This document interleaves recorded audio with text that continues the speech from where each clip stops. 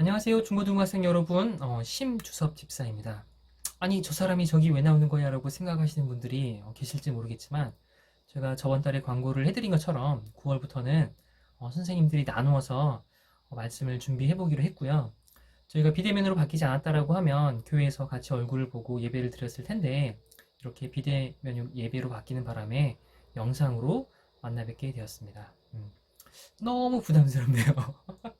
부담 갖지 마시고, 절대 부담 갖지 마시고, 영상을 끝까지 시청해 주시기를 부탁드리겠습니다. 자, 말씀을 나누도록 할게요. 자, 오늘 본문의 말씀은 창세기 37장 18절에서 24절까지 말씀이고요. 저는 다른 마음이라는 주제를 가지고 말씀을 나누어 보도록 할게요.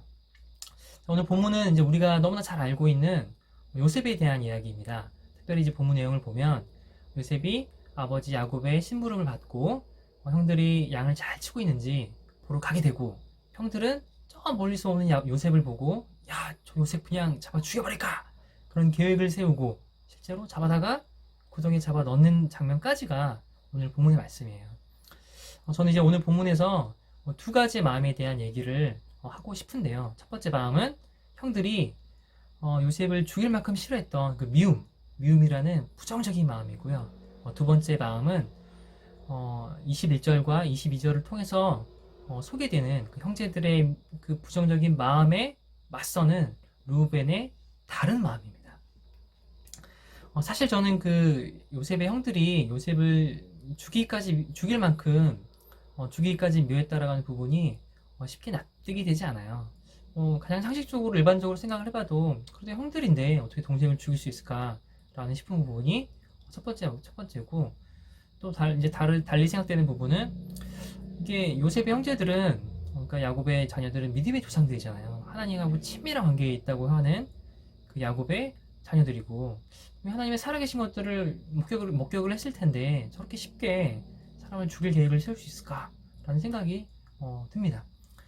성경에서는 이제 형들이 요셉을 싫어하는 이유를 두 가지 정도 얘기를 하고 있는데, 첫 번째는 그 아버지 야곱의 요셉을 향한 사랑, 편애죠. 요셉만을 향한 사랑이 첫 번째고, 두 번째로는 요셉이 하는 그런 꿈 이야기들, 형들은 듣기 싫었을 테죠. 그런 꿈 이야기들 일 때문에 형제들이 요셉을 싫어했던 것으로 생각이 됩니다. 이제 아무리 믿음의 조상들이라고 하더라도, 또 하나님의 살아계심을 이제 목격했던 사람들이라고 하더라도 어떤 미움이라는 감정, 부정적인 감정, 혹은 또 좌절, 또 분노, 이런 이 감정들을 조절하기라는 것은 쉽지 않았던 걸로 생각이 됩니다. 여러분들도 사춘기 시절이죠. 감정적으로 매우 불안정한 시기라고들 합니다. 감정의 소비도 많고요.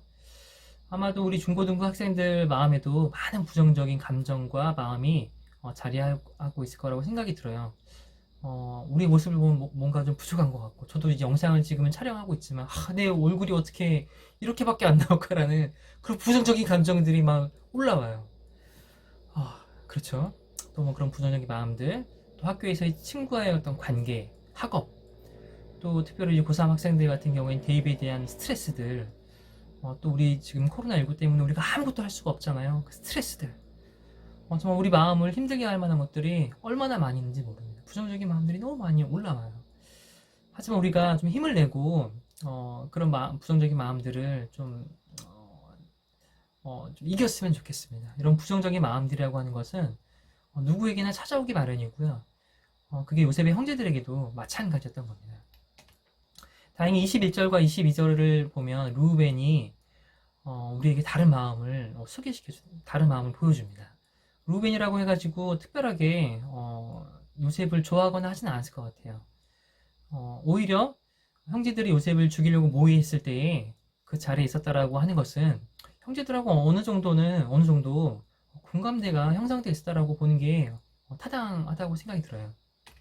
그렇지만 루벤은 이제 요셉을 살려서 돌려보낼 목적으로 요셉을 죽이지 말고 그냥 구덩이에 던져놓자라고 형제들을 설득을 하게 됩니다. 제가 루벤의 모습을 봤을 때 한 가지 좀 부족해 보이는 모습은, 루벤이 형제들을 꾸짖거나 비판하진 않았어요. 그래도 살인을 계획한 형제들인데 뭐라고 하는 게 맞지 않을까라는 생각이 드는데 그렇지는 않습니다. 어쩌면 르우벤의 행동이 좀 소극적으로 보일 수 있는 그런 대목이라고 생각이 들어요. 굳이 뭐 생각해보자면 왕따인 요셉을 두둔하게 됨으로써 자기도 왕따를 당할 것이 뭐 두려웠을지 모르겠고, 혹은 자기도 죽임을 당할 수 있지 않을까, 뭐 두려웠을지도 모를 것 같아요. 두려웠을 수 있죠. 하지만 중요한 것은 루벤은 다른 형제들과는 달리 그 마음에 선한 마음이 있었다는 겁니다. 이제 이런 루벤의 모습은 어쩌면 저나 여러분이 가지고 있는 일반적인 모습이지 않을까라는 생각이 드는데, 다른 사람들의 시선 혹은 평가가 부담스러워서 이게 옳은 행동인 줄 알겠는데 행동을 하게 주저주저하는 거죠. 혹은 옳지 않은 행동인 걸 알겠는데 그것을 당당하게 말하기가 좀 부담스러워서 다른 핑계를 대고 그 상황을 모면한다라든지 말이죠. 하지만 우리가 그렇다고 하더라도 우리가 그런 선한 마음을 가지고 있는데, 우리가 이렇게 잘 행동하지 못한다고 하더라도 우리가 결국 기죽거나 의기소침해하지 않으면 좋겠습니다. 남들과 다른 이 선한 마음을 부끄러워하지도 않으면 좋겠어요. 왜냐하면 하나님께서 우리 마음을 귀하게 여기시고 우리를 격려해 주시기 때문인데요. 이제 본문 이후의 말씀을 보시면 르우벤이 요셉을 돌려보내려는 계획은 결국 실패하게 됩니다. 이제 굉장히 좌절하고 절망하는 르우벤의 모습을 볼 수가 있는데, 어쩌면 이게 우리의 모습이지 않을까라는 생각도 하게 돼요. 하지만 이런 르우벤의 모습을 통해서 요셉은 목숨을 건질 수 있게 되고 하나님의 선한 인도하심을 따라서 이스라엘의 역사는 계속 이어져 갈 수 있게 되는 겁니다. 어쩌면 우리도 우리의 선한 의도와는 다르게 오해가 쌓이게 되고 우리는 주저주저하는 모습 때문에 뭔가 일이 뜻대로 되지 않아서 좌절할 때가 많이 있을 거라는 생각을 하게 돼요. 그래도 우리 안에서 일하시는 그 하나님을 우리가 기대하면 좋겠고요. 우리의 그 선한 마음을 기뻐하시는 그 하나님을 우리가 기대하면 좋겠습니다. 그런 하나님의 그 인도하심을 따라서 우리가 하루하루 좀 힘을 내고 용기를 내서 살아가면 좋겠고요.